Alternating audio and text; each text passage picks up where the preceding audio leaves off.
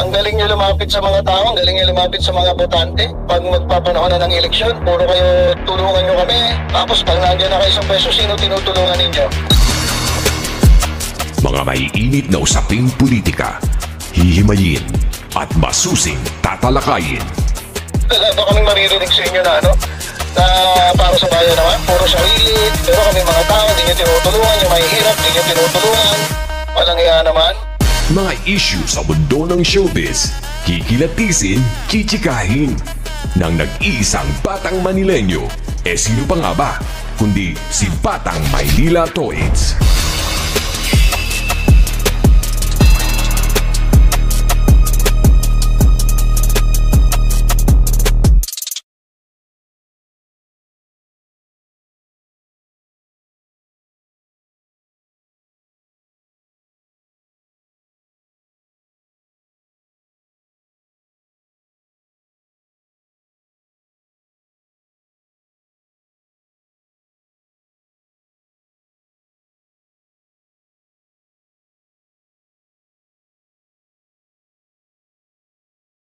Stakeholders, private sectors, supermarkets, mga kilalang supermarkets. We met earlier in preparation doon sa expected na pagbaba ng presyo ng bigas because of these pagbabawas sa tariff ng mga imported na bigas. So there was a meeting over an hour with the stakeholders and also the different government agencies. Anyway, we'll give the mic to the speaker para the speaker can give his opening statement, sir. Maraming salamat Erwin, and yun na sinabi ni Kong Erwin na nakakaroon kami ng meeting kasama po mga stakeholders dito when it comes to the basic issue of the reduction of prices for our basic rice commodity. We're here with the Department of Agriculture, Department of Trade and Industry, our friends at the Customs for where the tariffs will be reduced. Of course, our chairman for the Committee on Agriculture, Congressman Mark Verga, and some other stakeholders, even in the private sector. Kaya ito yung tinatawag hindi na lang all of government approach, but all of nation approach. Kaya in-anticipate natin po yung the announcement of the executive order reducing tariffs on rice products, and this will afford savings to all the consumers, and we just want to make sure na we are all on the same page na coordinated po tayo in anticipation to the release of the EO that would affect the reduction of collections on the tariffs for rice. So the savings that will be afforded will be passed on to the consumers, to all those, the end users of this. So, kinusap din natin yung mga retailers and even the private retailers. Kaya alam man din natin, yung mga kadiwa stores are always there for the government, for the marginalized sector of our society, but even for the middle income consumers who use other retail outlets such as those of Pure Gold, even SM and Robinsons. Even the supermarkets will be afforded a reduction on the prices. In other words, yung reduction sa tariffs, so bababa yung presyo ng imported na rice, ipapasa yan sa consumers. At andito pa rin din tayo kasi we're also here because the customs has collected enough so that we can also continue our subsidy to our farmers for the local rice production. Kaya total whole of nation approach na dito yun ng gobyerno kay both the private sector, the public sector. We're all coordinating so that we can bring the prices of the basic commodity of quality rice to all Filipino family tables at the soonest possible time. We are anticipating this. That is why we want to be all together. We ask our friends also sa DTI to make sure that they can monitor the prices, and of course the DA, the department agency on this matter.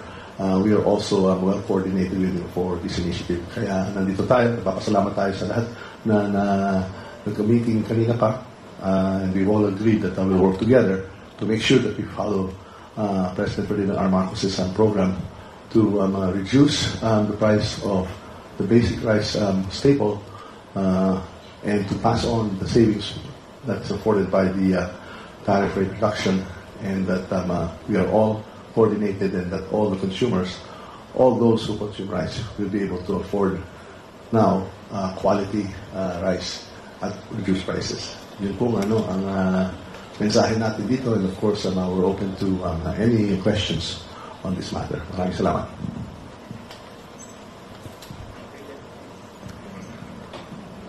Lenesca from GMA News Online. Sir, good day po. Lenesca from GMA News Online. Sir, with this new order from the President on the tariffs, what happens now to the proposed amendments to the RTL law? Will this measure still be pursued? Because we're aware that this measures, you have been pushing for this measure to reduce the rice prices. Now that this is the new policy, is this still a go, the RTL amendments? Yes, and in fact, we have here the chair of our Agricultural Committee who's been spearheading this initiative of the amendments to the RTL, Chairman Martin Vega, will even elucidate in detail how we proceed moving forward. Chairman? Thank you, Mr. Speaker. Thank you, Lenesca, for that question. Just to be sure, just to put things into perspective, I think, as mentioned, we already have 16 billion collection. In the RTL version, we have earmarked 15 billion to finance the the proposed core programs of the RTL. So we are assured na meron po tayo next year. And aside from that, we have also stipulated here that in the event, worst case, hindi naman po siguro, if it falls short, government will fund or finance the balance of the RTL.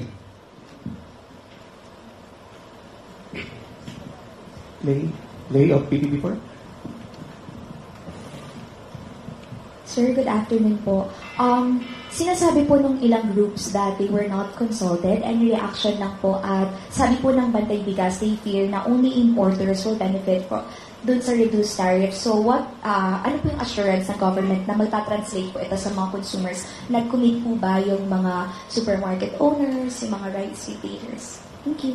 Just to correct that impression, there's been a constant consultation on this matter. No? So even the call for a price reduction has been something that has been brought to fore even in the previous years. In fact, again, I'll ask Chairman Mark to again elucidate on the process that has been undertaken and that continues. But just to rest assured that this is not a new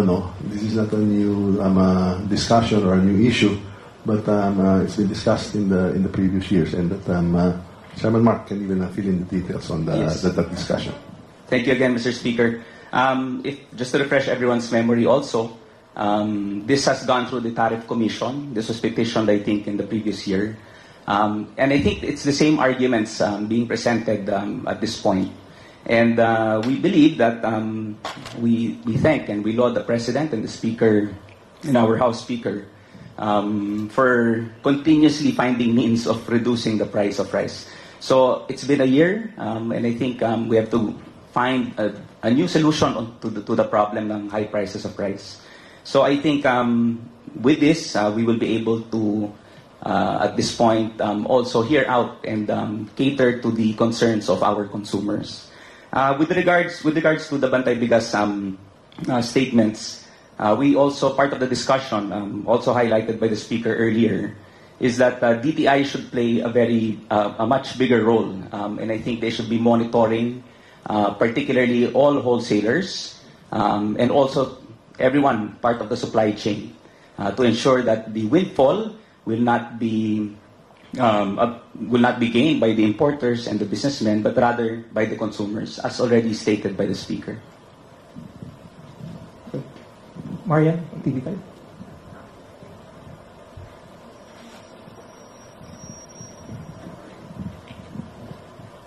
Good morning. Sorry. Kasi po, so yung fear nga po, no, we've already mentioned about yung fear na babaha ng mga imported na agri-products, particularly nga po pag-import ng rice. So paano po natin mapoprotektahan nga daw po no, yung mga local producers natin? Yung binababa lang yung tariff rate reduction, yung pag-import, hindi may babaha. Kasi there's a regular flow of imports. Yung pumapasok na bigas ay sapat lang talaga. Hindi naman ibabaha. Yung ma-adjust lang yung taripa. So, yung babayaran na, may babawasan lang. Pero, tuloy-tuloy pa rin yung suporta natin, yung subsidy sa ating mga local farm producers. They are very, very important part of the whole sector, the industry. We support them. The subsidies will continue. They are a very, very important part of the agriculture sector, particularly for the rice production. So we rest assured, they should be rest assured that there will be no flooding because the constant flow of rice will just be as is regulated. There's at most, wala pang 400,000 yata a month. But that's it. It stays as is, no? Yung reduction lang ng taripa. So tuloy-tuloy pa rin yung protection of our farmers through subsidies and of course support. So there's nothing to worry there. And the farmers will always be protected. Vivian or ABS-CBN? Mr. Speaker, may I just add? Yes, Chairman. To the question of Ms. Marian earlier. I think it's also a matter of policy of the Department of Agriculture to ensure that during harvest seasons, there are mechanisms that they could also explore to ensure that they could limit importation to give benefit to the local farmers natin. So if Yes, just to reiterate, I'm sure the DA will say this. Our president was just also the former Secretary of Agriculture. So the priority always is the locally produced rice. The imports come in just to support the shortfall. That's the only role of the imports. And here we are just trying to make sure that the imports, kasi tumas yung world market prices eh. Kaya sinasagpan lang natin sasabihin ng ating presidente kasi tumataas masyado yung world prices para hindi masyadong ma-affected yung local market prices. Binabawasan yung taripa para to absorb. At saka so the local production made by farmers can continue. Basta locally produced rice is always the priority. That's why there are subsidies, support, and when it comes to their harvest season, the planting season, silang priority. Yung hindi lang kaya, yung shortfall, this is what this addresses. So that at least yung price shocks. Kasi alam mo, tumas yung world market price. But we are hopeful that we are seeing that there are some forecasts na bababa na by the fourth quarter yung world market prices. At saka siyempre din yung foreign exchange, di ba? Dahil sa mga global events, tumataas din yung dollar sa import. So we're also trying to absorb those shocks. But we're also hopeful again by the fourth quarter, papasok ng mga OFW remittances, bababa naman yung dollar. But siyempre, kung may lagnat, di ba? Anong ginagawa natin, di ba? Nilalagay natin ng bimpo, malagay para medyo bumaba yung temperature. So, yan ang ginagawa din ng ating mahal na presidente. And we are here all supporting and coordinating itong yung patas ng presyo ng bigas at saka yung forex. Pero, we are hopeful na may pag-asa naman na bababa na yung kasi yun ang nakita ng mga forecast na world market prices will start coming down by the third quarter and hopefully that huhupa na itong pag-iinit ng mga conflicts dito sa global situation natin, di ba, sa Middle East, di ba, o miski dito sa mga Taiwan, di ba, sana humupa na rin, and so when the OFW remittances come, we can adjust it. But notwithstanding that, the President wants to act now. So, we are very happy to work with all the department and agencies on this matter. Sa Kongreso po, kaya nandito po tayo lahat. We're exercising our oversight functions because we want to make sure all the departments and all the agencies are on the same page. Kung baga coordinated po tayo lahat para itong drive, itong measure ng ating mahal presidente ay magiging successful para agad-agad pag lumawas na itong EO, we are all coordinated to make sure that we can pass on the savings right away to the consumers. And of course, again, to reiterate to our local farmers that all the programs for their support and the subsidies continues. So, and the imports in terms of volume will not necessarily increase. It is what is actually happening is that madi-decrease lang yung taripa. Pero we have to also remember the traders have also played a role in the past, and they've also absorbed the high market prices, and we're asking them to also adjust na miski binili nila na medyo mataas yung imported rice na mag-adjust na rin din sila. And kaya magpapasalamat din kami dito sa mga ibang mga retailers na kamitin din natin that they're willing to absorb some losses because nakikita nila yung drive ng gobyerno na to reduce the price overall and to pass off the savings from this program to the consumers. Kaya hindi na lang whole of government pero whole of nation approach. Yun po ang talagang ang goal nito lahat. Thank you. Vivian of ABS-CBN.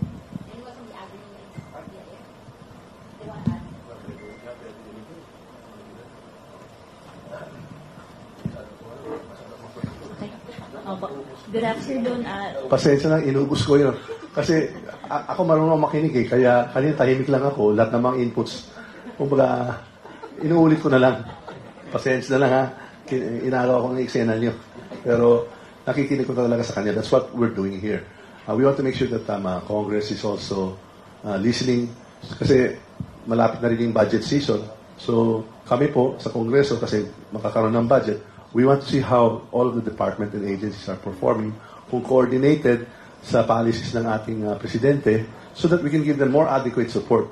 O kung saan may pagkukulang, we will try to prompt or remind them na itong kailangan. At kung may kailangan pa sila ng additional budget o kung ano man, we're here to support all these departments and agencies in their roles, in their respective roles dito. Ayan. Sige, nagsalita na ako.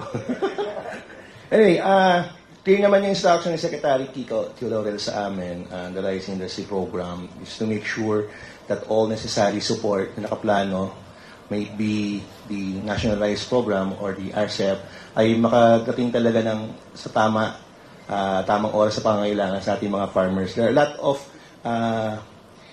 support na pwede natin maibigay. Majority of our National Rice Program ay nakatutok sa inputs na binibigay natin sa iba't ibang mga magsasaka natin. Andyan din yung RCEF na binibigyan din natin ng mga certified seeds yung ating mga farmers. Meron din tayong ongoing na binibigay na rice farmers financial assistance through RCEP. And meron pa rin po tayong excess fund na 19.9 billion for the 2023 collections that we can use as to provide subsidy as well either through inputs or through financial assistance. Given that na marami pang pera, the Secretary has a strict instructions for us to monitor the situations on the market side as well as on the production side. If and when it is necessary for us to adjust the necessary interventions that our farmers needs, ay nakalatag na rin naman po yun. We can give additional, basta may ma-provide ng budget po sa atin ng Kongreso at ng ating Pangulo, ay maibibigay po natin itong mga to. So basta, ang assurance lang niya is to make a more efficient and effective doon sa interventions na nakalatag natin para sa ating mga rice farmers. Vivian, ABS-CBN.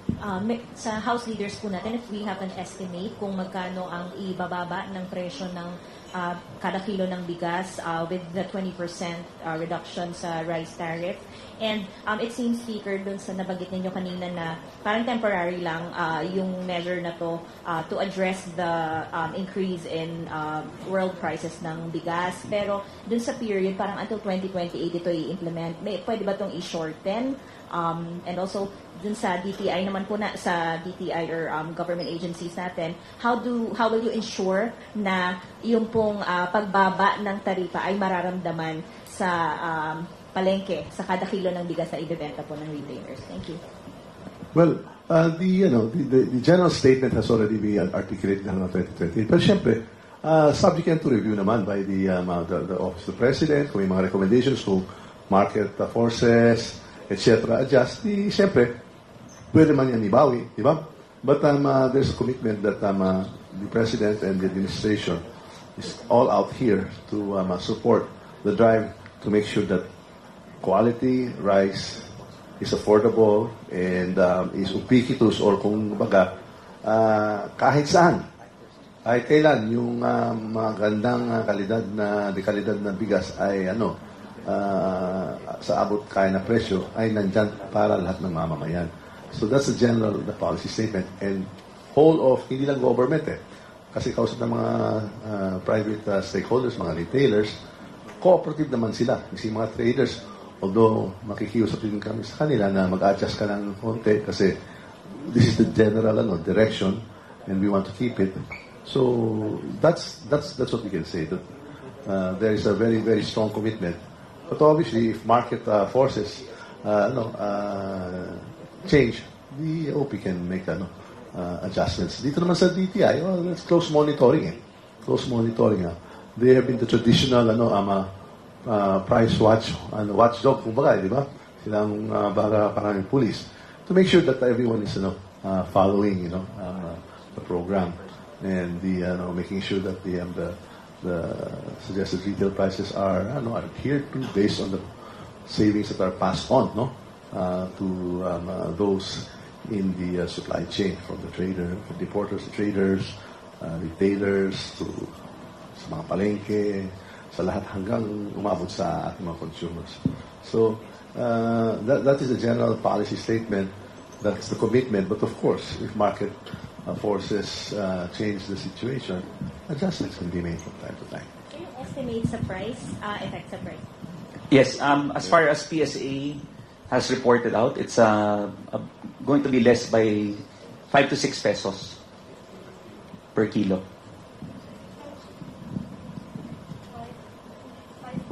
5 to 6 pesos per kilo.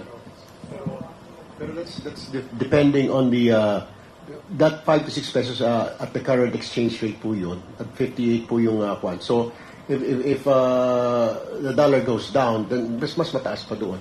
So depending on the dictate of the exchange rate. So kausap din natin yung our friends at the BSP sa Monetary Board. It is also their role to make sure that the foreign exchange is also kept at reasonable levels. So the BSP has from time and time again very quietly but steadily has always been there at the forefront to safeguard any abrupt or any changes forex to absorb the shocks. Kaya we're all trying to coordinate so that we can afford again the consumers quality, affordable rice always. Yan ang goal. So everyone involved, we're talking to and making sure that coordinated po tayo. Kasi the President has already given his mandate and that is the desire because that is the best for the people. So we're all on board. We're all on board. And we thank the media here because I know that you'll be helping us to disseminate this so that everybody, will hopefully support this. And we make sure that everyone is aligned para maganda, maging successful itong programa. Big Sinita, Net 25.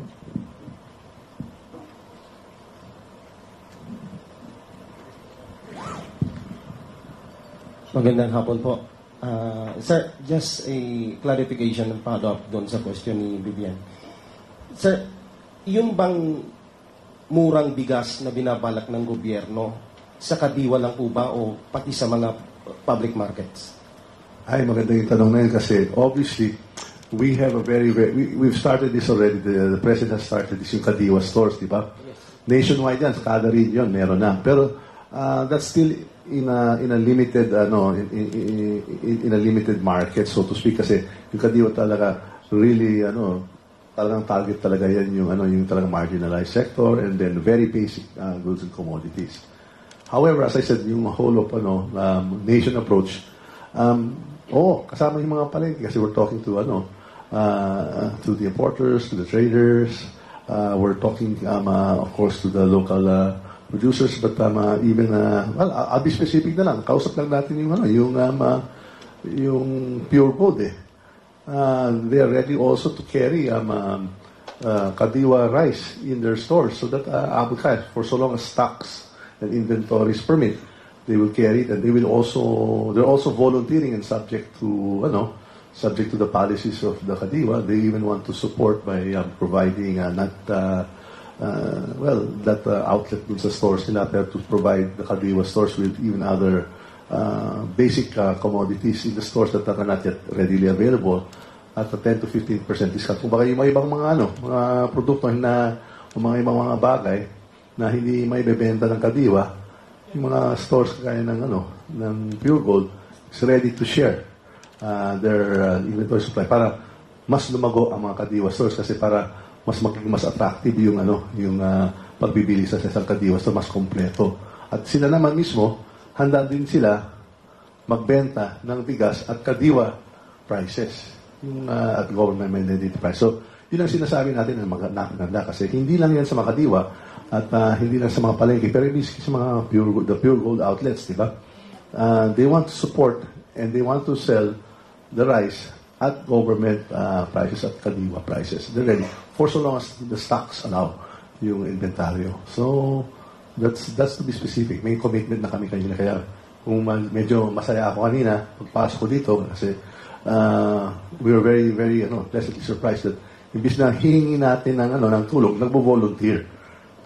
Kasi noon pa naman, in fairness, these types of retailers, mga Pure Gold, mga SM, mga Robinson, they've time and time again come in when they see that the government policy is to bring down, the prices they're affording, these tariff reductions, to make sure that the savings are passed on to the consumers. But then again, in the same breath, the priority still is our local farmers, the locally produced rice. And in that vein, I will tell you that the other program that may not have been discussed today, but we've been discussing itong nakarang linggo, yung convergence, that even Congress is working with the DA, with the NIA, so that whatever funds that we have a convergence program na that yung mga flood control, we will now align it or converge it with the DA and the NIA's program sa irrigation, so that we will have dams, water impounding, so that yung tubig sa flood control, may impound natin at gagamitin din natin yan sa irrigation. So that we will converge, we will align, so that hindi itatapon lang yung tubig, i-impound natin yan para sa irrigation. So to make our farms more productive and more efficient, and that government money, government taxpayers' money, ay hindi lang pupunta sa isang programa sa flood control, pero flood control / irrigation or for water reservoirs for the drier months to irrigate the field. So that will now lead to higher efficiencies of our farms, higher production, more efficient production, and so we will become less dependent on imported rice. So that's always the aim. The long-term goal of all of this is that we want the Philippines to be a net producer. In other words, that we will be self-sufficient in terms of production. That's the general direction, and that's the general statement. That's the aspiration. And we are confident that we continue working together. Aabutin din natin ito lahat. Okay. Sir, before na uminit hanggang sa matalaga yung amendments ng rice tarification law, nag-ikot kayo ni Congressman Erwin Tulfo at isa sa natuklasan kaya tumataas ang presyo ng bigas ay kagagawa ng mga hoarders. So ano po ang magiging hakbang ng Kongreso ngayon kung nandyan pa rin po yung mga hoarders na posibleng maging dahilan para mahadlangan yung layunin ng Pangulo na maibaba talaga ang presyo ng bigas? The chairman will outline. I'll just make a brief statement there. Then I'll ask the chairman to articulate and enumerate the other initiatives that we have. Pero sisiguraduhin natin na iikot naman natin yung mga warehouses. At yung sa pag-unang punta natin, we went there a couple of times to the warehouses. May strong signal na. Pero iikotin din natin ni Kong Erwin at ni Chairman Mark. Kaya nakikita din natin na may mga ulat din natin na maraming naimbak na rin na yung mga palay. And then we will now go around the warehouses and then we will now signal to those that it's time to mill. Diba? Yung mga palay na, i-mill mo na yan, igiling mo na yan kasi meron itong tariff reduction. So may papasok na naman ng bagong stock. So ilabas na rin yan. Although medyo mataas na yung pagbili nila, whether from local producers or from overseas, market forces dictate that they now should unload that, di ba? So that will hopefully again bring down, or reduce the prices in anticipation of the new stocks. So in other words, we will keep the pressure on so that hoarding will be mitigated, di ba? Para hindi mai-impact yung supplies, i-download kung anong nandyan, and we will wait for the new local rice production plus the new imports. But there are, of course, other measures that specific measures that we've undertaken in Congress at the instance of the President, the DA, and of course, si Chairman Mark can make mention of some. Yes, thank you, Mr. Speaker. Just to enlighten everyone also, siguro nung last day po namin, na-ratify na po natin yung Anti-Agricultural as Economic Sabotage Act. And we are hopeful that this would be acceptable, and hiningi po ito, this select measure of President Bongbong Marcos Jr. Just to give a brief background on that, ngayon po, it would be mandatory that they will have to submit, all warehouses are mandatorily required to submit their stock inventory, I think every 3 months. So, mas madali na nga po yung monitoring po dito. So, we will know, in particular, yung mga hoarders, kung may mga hoarding practices na nangyayari, instantly, because we have the data already available. Ito na po, siguro yung tatapos din po sa kanilang, as mentioned by the Speaker, bilang na po yung mga araw ng mga hoarders. So, ito po yung batas na makakasiguro na hindi po pwede nang gawin ito dahil napakabigat po ng penalty pong kakaharapin po nila. Thank you, Mr. Speaker. Rosalie Cos, UNTV. Good afternoon po. To Speaker po, to the Department of Agriculture official as well as Congressman Enverga. When the House of Representatives approved po the proposed amendments to the rice tarification law sometime in May, you were confident that this will bring the prices of rice lower po. Pero hindi ganito yung takbo sa Senado kasi parang hindi po sila, may mga tutol po dun sa proposed amendment. So, do you believe this is a faster way yun pong tariff reduction to make the prices of rice lower? Easier and faster path rather than amending the RTL po? Well, we'd like to look at all of these approaches, no? Of course, the tariff reduction is one measure, di ba? Kasi it targets the imported rice, no? But obviously the RTL amendments there too. We want to make sure that it can help in maintaining, stabilizing the price across the board, no? So talagang gagawin din natin lahat eh. We are going to use all options, di ba? Or the complete arsenal from legislation, from tariff rate reductions, because that's what we are here for. We're here to make use of all the powers of government to bring about a regime where there can be, again, as I keep on mentioning, that every Filipino, every family table in every house dapat may quality rice at affordable prices all the time, all year round. Yun ang gusto talaga natin eh. So we will do everything to make sure that every family table of every Filipino family will have quality rice at an affordable price anytime, any place, any time of the year. So lahat itong gagamitin po natin. Itong amendments to RPL, ito sa smuggling, our powers to stem hoarding or illegal importation, anything to afford, savings to every Filipino family. We are here. So lahat, gagamit po natin lahat, and we will not give up on any measure. So we are still very hopeful and optimistic that our friends in the Senate will also pass, an acceptable version of the amendments to the RTL po. Follow-up lang po kay Kong Enverga. Kung nagkaharap or nagkausap na rin po kayo ng chairperson ng Committee on Agriculture to Senate, Senator Villar po. Yes, probably mid-May, siguro just like before the break. Pero I believe the Senate does not have a final version yet passed. So it was just brainstorming. They just expressed, actually, the chairperson, Senator Villar, expressed her, again, apprehension on reviving NFA as an importing body. But we look forward to their counter-proposal. Siguro, magandang makita po natin yung version nila, ano po yung options available. But for us, as mentioned already by Speaker Martin earlier, very crucial, hindi po pwede mawala yung stabilization functions that should be available. Kasi yun po yung makakatulong sa pagpapababa ng presyo. And I think for the longest time, na-mention po ito ni Yusek Chris during our hearings, yung lack of monitoring kasi ngayon, yun yung problema po natin. In which, in the House version, NFA will play that role na mahalaga, alam po natin kung gaano karami talaga ang laman ng isang bodega. Thank you. Okay, last question. Krisha of Inquirer.net. Hello po, good afternoon.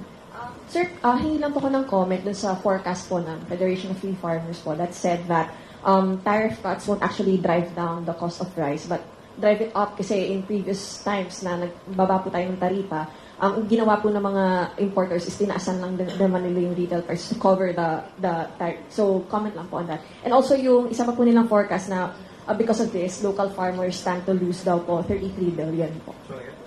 Local farmers stand to lose 33 billion daw po if we push through with this cuts. Well, for those very concerns, that's why we're meeting Kasi those concerns na tatas yung presyo, kaya nandito na yung DTI That we're all here, we all want to be on the same page para walang mga makakawala na kagaya kung may nangyari dati na imbis na bumaba sa pag-rate reduction ng taripa, tumaas, kaya babantayan din natin ito lahat. And again, losses to to the farmers because of the increase. We're all here meeting, coordinating, making sure that we're going to do the right thing by the people. In other words, magbabantay, we're going to be watching each other. We'll keep each other honest, diba? We will make sure that, for instance, the importers will not abuse, or the traders, or the other stakeholders or the retailers. So we're saying that we are doing this because we want to again bring down the price of rice, of quality rice, to every table in the Philippines. That is the goal, and we want everybody to be on board. Baka yung malungkot na karanasan na nila ay nangyari kasi hindi masyadong magandang koordinasyon. But we assure the Filipino people, that's why we are here, sitting before you, anticipating already na paglabas itong EO, that we are all on board, ready to make sure that, again, as I can often repeat, that these efforts, these savings will be passed on to the end users and to the consumers. Protecting again and making sure that our local farmers, who are the bulwark of rice production in the country, are supported, that the subsidies continue.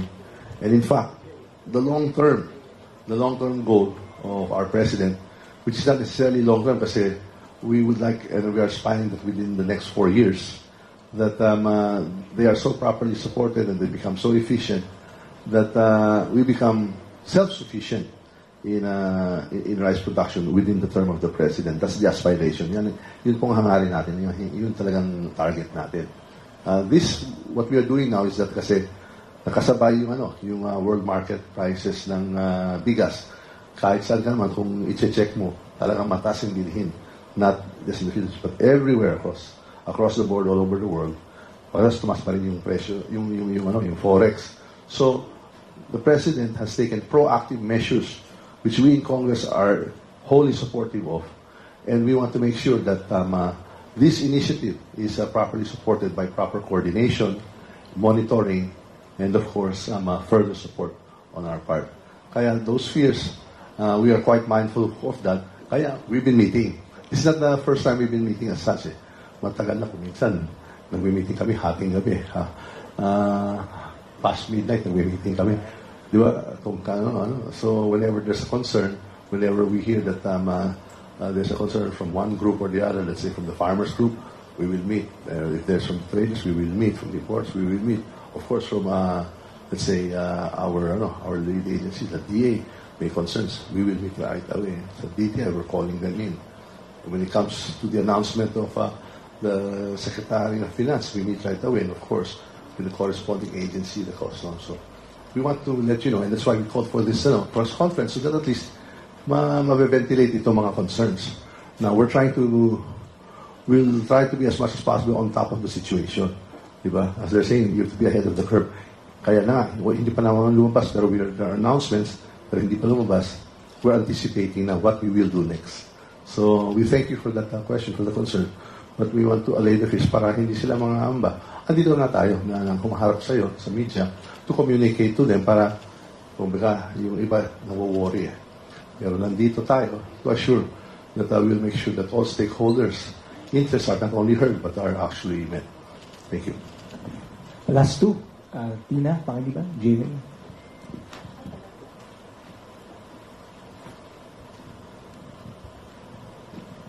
For the DTI and the DA, sirs, kinoconsider po ba yung imposition ng SRP on rice? It's not being discussed yet. But for DTI, we have our SRPs on commodities. Yun naman yung coverage ng DTI. But I don't think there's a discussion yet on agri-products. Same answer. It's not yet on the table. We'll still monitor and see how the market reacts on this. Last question. Victor Minta. Mr. Speaker.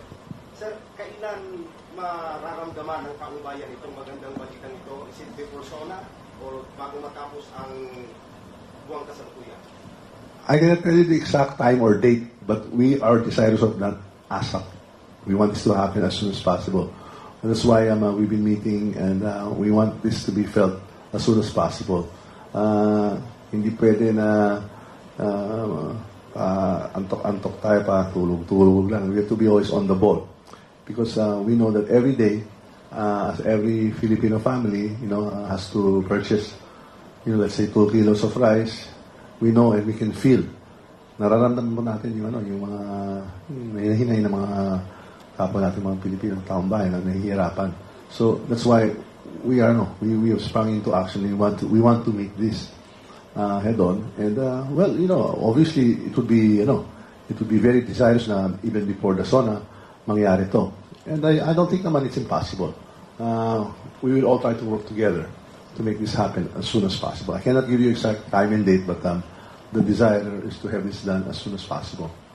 Can we say, sir, within this month, June, itong 5 pesos to 6 pesos? We're hopeful, and we'll try our best, definitely. So, but if a more conservative statement of before the SONA, we're anticipating that we'll be feeling that. Thank you. Okay, that concludes our press briefing for today. Thank you very much, Mr. Speaker, Kong Martin Verga, Kong Erwin Tulfo, officials from DOC, DTI, and DA. Thank you very much, House Media. Maraming salamat.